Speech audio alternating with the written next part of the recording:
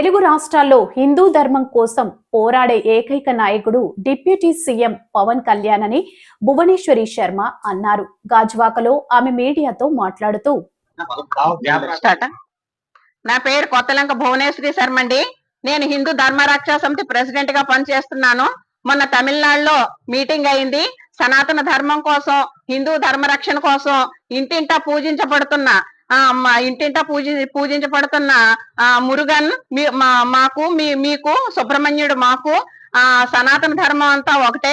సనాతన ధర్మం జోలికి వస్తే మేము ఊరుకునేది లేదు అని పవన్ కళ్యాణ్ అనడం రాజకీయం ఏమవుతుందండి? కట్టప్ప, మీరు పవన్ కళ్యాణ్ ఒక కారణ జన్ముడు, పవన్ కళ్యాణ్ ఒక ధర్మ రక్షకుడు, పవన్ కళ్యాణ్ ఉత్తముడు, పవన్ కళ్యాణ్ ఒక యోగి, పవన్ కళ్యాణ్ అంజనా పుత్రుడు, సురేఖమ్మ దత్తుడు, మాకు మరో నరేంద్రుడు పవన్ కళ్యాణ్.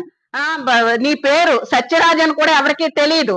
బాహుబలి వంటి సినిమాల్లో వచ్చి నువ్వు ఈ రోజున పవన్ కళ్యాణ్ అనే అంత స్థాయికి నువ్వు వచ్చావంటే నిన్నేమనుకోవాలి? నీకు 10 మంది ఇప్పుడు చూస్తూ నువ్వు ఏమన్నా కూడా చూస్తూ ఊరుకునే మహిళా శక్తి ఏది చూస్తూ ఊరుకోదు. తస్మాత్ జాగ్రత్త, ఒళ్ళు దగ్గర పెట్టుకుని మాట్లాడుతూ ఉండు. అలాగే హిందూ దేవి దేవతల గురించి కానీ, హిందూ ధర్మం గురించి కానీ చులకనగా ఎవరు మాట్లాడినా కూడా మేము చూస్తూ ఊరుకోము. హిందూ ధర్మరక్షణలో ఉన్న వాళ్ళు కూడా ఎవరు చూస్తూ ఊరుకోరు. అలాగే ప్రకాష్ రాజు, అలాగే శేఖర్ కమ్ముల, ఇలాంటి వాళ్ళందరూ కూడా సినిమాల్లో హిందూ ధర్మం గురించి, హిందూ దేవి దేవతల గురించి, హిందువులు అడుక్కు తింటున్నారని ఇలా ఇష్టం వచ్చిన ప్రచారాలు చేస్తూ వెళ్తున్నారు. వీళ్ళందరూ కూడా ఒళ్ళు దగ్గర పెట్టుకుని జాగ్రత్తగా ఉండాలని కోరుకుంటున్నాను. లేకపోతే తగిన బుద్ధి వీళ్ళకి శాస్తి చెప్తామని మేము అందరికి గట్టి వార్నింగ్ ఇస్తున్నాము. జై శ్రీరామ్, భారత్ మాతాకి జై. ఈ ముఖ్య ఉద్దేశం ఏంటంటే, ఈ రోజున సనాతన ధర్మం అంటే ప్రతి ఒక్కరికి ఒక వెటకారం అయిపోయిందండి. ఒక సోషల్ మీడియా కానివ్వండి, ఒక పిల్లాడి దగ్గర నుంచి తెలిసిన వాడు తెలియనివాడు ప్రతి ఒక్కడు కూడా దీన్ని కించపరుచు మాట్లాడే స్థితికి వచ్చింది. అసలు ఈ వ్యవస్థ ఎక్కడి నుంచి వచ్చింది, ఎలాగొచ్చింది?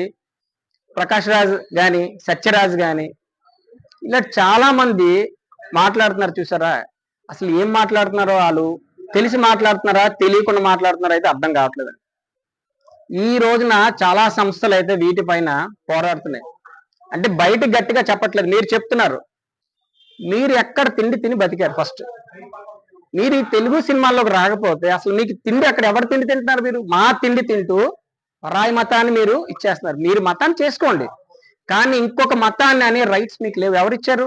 రాజ్యాంగంలో రాసి పెట్టారండి? మీరు ఎక్కడ తిన్నారు? మా తిండి తిన్నారు.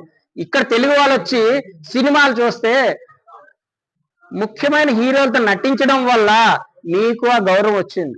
కేవలం ఆ గౌరవం మీకు ముఖ్యమైన నాయకుల వల్ల నటించడం వల్ల వచ్చింది. ప్రకాష్ రాజ్ అవనియండి, లేకపోతే సత్యరాజు, అది ఇంకోటి అవనియండి. మీ తాతలు ఎక్కడి నుంచి వచ్చారు? అసలు ఒక్కసారి ప్రశ్నించుకోండి. సనాతన ధర్మం అన్నది ఎంత గొప్పదో ప్రపంచ దేశాలు ఈ రోజు చెప్తుంది. బ్రిటన్ ప్రధాని గారు క్లియర్ గా చెప్పారు భగవద్గీత గురించి, సనాతన ధర్మం గురించి. పోపు గారు వచ్చి భారతదేశానికి వచ్చినప్పుడు ఈ యొక్క భారతదేశం మట్టిని మొదటగా నెత్తిమే చల్లుకొని చెప్పారు, నాకు మరో జన్మ అంటుంటే ఈ భారతదేశంలో పుట్టాలని ఉంది. సనాతన ధర్మం అనేది చాలా గొప్పది. నేను బానిసత్వంగా ఉండిపోయాను కాబట్టి ఈ క్రిస్టియానిటీలో ఉండిపోయానని పోపు గారు చెప్పారు. సో చాలా మహనీయులు పుట్టారండి ఈ దేశంలో. అరిస్టాటిల్ గారు చెప్పారండి, అలెగ్జాండర్ యుద్ధానికి వచ్చేటప్పుడు భారతదేశానికి వెళ్ళొద్దని చెప్పాడండి. ఆయన వినకుండా వచ్చాడు. వెళ్ళిన తర్వాత చెప్పాడు, నాకు 5 వస్తువులు కావాలి. ఏం చెప్పాడు? భారతదేశంలో ప్రధానమైన భారతదేశం మట్టిని తీసుకురా. రెండోది చెప్పాడు, ఎప్పటికీ చెడిపోయిన గంగా జలాన్ని తీసుకురా. మూడోది ఏం చెప్పాడు? భగవద్గీతను తీసుకురా. నాలుగోది రామాయణాన్ని తీసుకురా. ఐదోది భారతదేశం మంచి గురువుని తీసుకురా. ఈ రోజు ప్రపంచ దేశాల్లో మంచి గురువుని మొట్టమొదటిగా ఇచ్చింది ఏంటంటే భారతదేశం అండి. బౌద్ధ మతం ఎక్కడి నుంచి వెళ్ళిందండి? భారతదేశం చెల్లిందండి. ఇంత గొప్పగా ఉన్న సనాతన ధర్మాన్ని మీరు ఇంత కించపరుస్తున్నారు, మీ తల్లిని కించపరిచినట్టు. అది బాగా గుర్తుపెట్టుకొని మీరు మాట్లాడితే బాగుంటది. ఈ రోజున విశ్వ హిందూ పరిషత్ కానీ, హిందూ ధర్మరక్ష సమితి కానీ, హిందూ జాగృతి సమితి కానీ, హిందూ పరిరక్షణ సమితి కానీ, ఇలాగ బజరంగ దళ్ కానీ అనేక సంస్థలు ఉన్నాయండి. అందరూ బయటకు వస్తారు. మీరు కానీ ఇటువంటి కార్యక్రమాలు చేస్తే మర్యాదగా ఉండదు. ఇంకోటి ఏంటంటే, మన రాష్ట్ర ప్రభుత్వాన్ని కానీ కేంద్ర ప్రభుత్వాలు కూడా చెప్తుంది ఒకటేనండి, ఇలాంటి వాళ్ళకి మళ్ళీ మాట్లాడితే దేశద్రోహం కేసు బుక్ చేయాలి. ఖచ్చితంగా బుక్ చేయాలి. మా ముఖ్య ఉద్దేశం అయితే అదేనండి.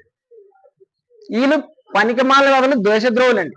ఇలాంటి వాళ్ళకి ఒక్కడికి కానీ దేశద్రోహం కేసు బుక్ చేస్తే ఇంకోటి మాట్లాడడానికి రాడండి. ఇవాళ సోషల్ మీడియాలో కూడా ప్రతి ఆడికి వచ్చినట్టుగా నిష్ట వచ్చినట్టుగా మాట్లాడుతున్నాడు. ఆడికి ఏం తెలుసు నువ్వు ఎవరు పుట్టావు? ఒక హిందూగా పుట్టి హిందుత్వాన్ని స్వీకరించలేకపోతున్నావు. మానే నీ ఇంట్లో నీ రాజకీయ నాయకుల్ని తొత్తులను తీసుకొని పూజించుకో, కానీ మా ధర్మం జోలికి వస్తే మాత్రం వదిలేదు ఎవరికైనా చెప్తున్నావు అండి. ఈ సభాముఖంగా చెప్తున్నా అండి. జై శ్రీరామ్.